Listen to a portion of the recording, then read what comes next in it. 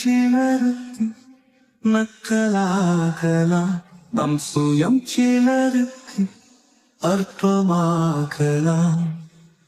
நம்மை படைத்தவன் நம்மை அறிவான், நாளைய மாற்றமும் அவனே அறிவான். வானில் வருவது உடுக்கள் தெரிவதற்கே, Sumera Anwar. நானும் அஸ்தமனமாவது விடிவை தருவதற்கே. என்னாலும் அழுவது மட்டும் வாழ்க்கை இல்லை, எதிர்வு கூறிட முடியாது விதியின் போக்கை.